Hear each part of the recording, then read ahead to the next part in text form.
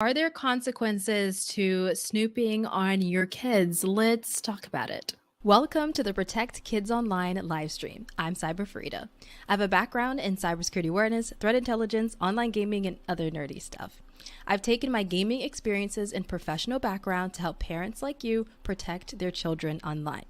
I'm known as an award-winning Forbes 30 Under 30 internet safety expert, and I've been in some places on the internet and beyond that you may recognize. So, without further ado, let's talk. 3, 2, 1.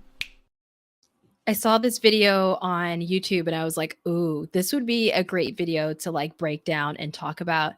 This is from CBS Mornings and it was talking about the consequences of parents snooping on their kids online.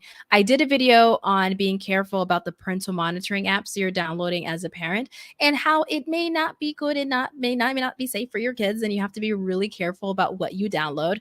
There's a follow-up to that video. I'm actually working on something super exciting in the back end. I'm not going to talk about it yet, but a lot of exciting things to help you understand the severity of security and safety and why it's important, and how you can make sure that the apps that you're using are actually safe for your kids. But this is another part of it. Like, is snooping on your kids, are there consequences? So let's watch and see what CBS Mornings has to say. Technology has made it easier for parents to snoop on their children. A study found 61% of parents check their teens' web history. 60% monitor their social media use, and 48% have looked through their child's phone. That makes sense. I mean, it's and 2014, messages. but Psychologist yeah, and CBS News contributor Lisa Damore writes about this in her latest New York Times online article, Is Snooping on Teenagers Ever Okay? Lisa is also the author of Untangled, guiding teenage girls through the seven transitions into adulthood. Lisa, good morning. Love that. Good morning. So are there some instances where it's okay to snoop?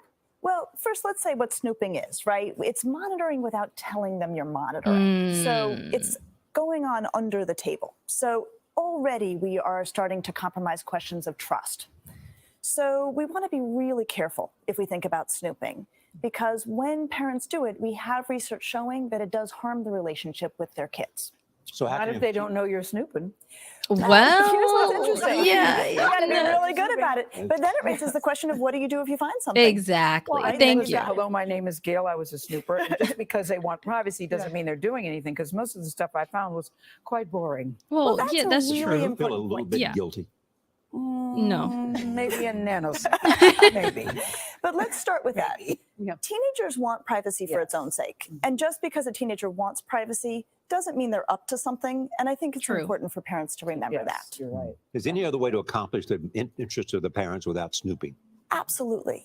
The research also tells us they should probably just ask. We have research showing that teenagers do expect to share information with their parents, especially around health and safety. That's good. That's good. We also know that teenagers share more information with parents that they feel accept them and trust. Oh, absolutely. Oh, yeah. So if parents your kids will spill everything if they feel like they can trust you, if they feel like you're going to be what I call the 3 C's: cool, calm, and collected. No matter what they tell you, you're going to be cool, calm, collected. And if you ever happen to slip up and you're not cool, calm, and collected, you come back and you apologize and you say, hey, I made a mistake. I'm not upset with you. I'm just upset about the situation because X, Y, and Z, or I feel X, Y, and Z, and let's have a conversation about it. And typically the best conversations are side to side, shoulder by shoulder. You are walking, you're hiking, you're driving, you're washing dishes, you're cleaning, you're doing something, because it's easier to talk to someone when you're not across from the dinner table or across from each other and it feels like an interview. It feels like interrogation. So the more they're able to connect with your kids, the more they're going to spill things. You're going to learn a lot. The parents that do not talk to their kids and have to snoop on your kids, and you're using parental monitoring without the tech talk, without honesty, without conversations, without that safe space, you know way less about your kid than the parent that is maybe not doing any of that, but has open, honest, non-judgmental conversation with their kid. Or they use like parental controls and parental monitoring, but their kids know about it. It's open, honest communication. The point is you never, ever have snooping or monitoring as a foundation to safety. That's a tool that you use if ever necessary for your kids to protect them online, but you never use that as like the point, right? And so I love this discussion. I think I'm very, very happy to see this being had, and I want to look more into like the research of it all. Look, this is not about you getting in trouble. This is not about me getting mad. We want to know that you're okay. And you can tell me anything. And you can tell me anything. This is about safety. chances are they're going to get an above board response that they can really work with. We've been talking all morning promoting your appearance about legal issues with snooping. Yes. They're very, very murky. But here's what we know. You do have a right to spy on your own child. That does not always extend to a right to spy on other people's kids. Yes. Which, if you're that's monitoring a murky, conversation, that could easily happen. Yeah. So what are the legal issues? You know, it gets tricky fast, but I think parents just want to be mindful that they may actually end up monitoring a conversation about somebody else's kid or involving somebody else's kid, and not all parents may be okay with their child being spied on. Yeah, and I that's also true. think it's important to point out snooping comes from a protective and loving space. Yes. Well, It always typically, starts from a loving yeah, space. typically, yeah. Another For thing most that's parents who interesting in the care, yeah, research absolutely. is that parents who snoop don't have kids who are misbehaving more. We find that too. That's interesting. I agree. Thank you, Lisa D'Amour. Thank you very much. Lisa's book, as Nora mentioned, is called Untangled. It's out in paperback right now, wherever you like to buy your books. Yeah, Can't go? definitely. Oh my God, that's not what I wanted to say. That's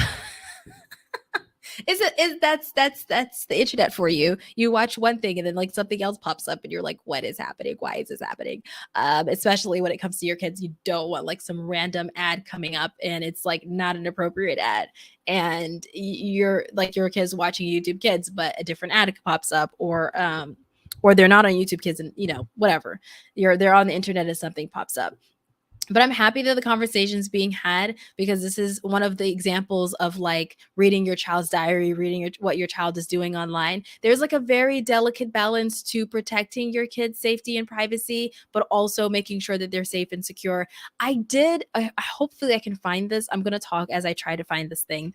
But I did a post on Instagram with a psychologist and Dr. Ann Louise, and we talked about privacy and kids' safety and whether or not you should be snooping on your kids and how much privacy does your child deserve. And so I am going to, here it is, perfect. I am going to send you the live so that you can watch it, because it's a really, really great live. And she talks about how you should make sure that your kid has privacy, but also how do you protect them online. And it was a great conversation because it was very important. I'm realizing I can't put it in the comments right now, so I'm going to put it in the description below, in the description of this video, basically, and you can go see that. It is on my Instagram page, CyberFareedah, and it is called, let's see, so if you let me share my screen. Okay, good. So if you go to my Instagram page, you should see it. It's right here. It's called The Dangers and Benefits of Parental Control Apps. We really talked about the privacy and security and safety of teens as well. That was like a big part of the conversation around if you should be snooping on your teens. And it was me and Dr. Ann Louise. So it was a great conversation. I highly suggest that you look into that, because we went a little bit deeper into whether or not you should be snooping on your teens online. Here's what I say when you're snooping on your teens. If you find something bad and they do not know that you're checking, there's no like official phone check-in or like, hey, by the way, this phone I paid for, I'm going to check in with it I'm going to check in with you. I'm going to look through the phone. If they do not know that and you find something that's disturbing, then how do you bring up that conversation with your child? There's no good way to bring it up. Now, you can apologize, but there's no way that conversation is going to go smoothly. It's typically going to be a situation where you're going to have to come back and apologize and have a conversation. Now, it seems weird, like, why would I apologize for something that they did? The reason being is because when you're bringing up the conversation, your child is not thinking, oh, I did something terrible online, or, oh, my parent is upset with me, or, oh, I shouldn't have done that, or, oh, that wasn't safe or secure. They're thinking, I don't trust my parent. I don't want to talk to my parent. My parent is not trustworthy. And so they're going to start shutting down, and they're not going to tell you more things, and they become more sneaky. And now you're going to lose them into a spiral where you do not know what's going on, where they're shutting you out digitally, physically, emotionally, intellectually, just shutting you out. And that can happen already as they're growing up, because they want a little bit of independence, they want autonomy. So if you're there doing that, it creates a very difficult barrier, or excuse me, very difficult for them to understand that you're doing this for safety and security. So if you can at all help it, do not snoop on your kids unless you believe something is very, very, very wrong and you need to see something, or you believe that they're they're about to be impacted, whether their life is going to be impacted or they're in the wrong crowds or something like that, and you need to snoop. And there are certain circumstances where snooping, it's okay. Just be mindful on why you're snooping, how you're snooping, what are you going to do if they find out you're snooping. Maybe they know that you're snooping, but you don't know that they know. And so that creates an interesting dynamic. Maybe they start hiding things from you because they're like, I think that they're snooping. So the best way is to tell your kids like, hey, this is my phone. And I'm every now and then going to check your phone. And sometimes we might have conversations on what I find on the phone. Just being open and honest about that from the beginning, or say like, hey, I might check your phone. I don't know. I'm really busy. It's not going to be a continuous thing, but every now and then I'm going to check in just to make sure that your environment online is safe, because I would never let you go to a different country on your own. So I'm not going to let you go roam the digital streets, as I call it, by yourself. So whatever conversation you need to have before you hand your child the phone, or have a reintroduction to your phone guidelines as a family, that's really good. But just be mindful about the consequences of snooping on your kids. This is a discussion like I could have for a very long time, but I wanted to keep this short, sweet, and simple. So let me know in the comments below what you believe the consequences are to snooping on your kids. Do you believe there's a valid reason to? Are there some pros? Are there some cons? Have you ever done it before? Let me know in the comments below, and be mindful, of course, of your kids' privacy, because you may not be wanting telling the entire world that you have snooped on your kids, or maybe you don't care. It doesn't really matter. It depends on your comfort level and the risk level that you have with your family. Remember, everything about internet safety and security is always about the risk levels. What is more likely to happen? What are you more worried about? And how can you prevent that from happening to your kids? If this is your first time catching me live, I'm CyberFareedah. My entire channel is about how to protect your kids online. So make sure that you are subscribed and check out all of my videos to help you on your journey of protecting your kids. Until next time, bye.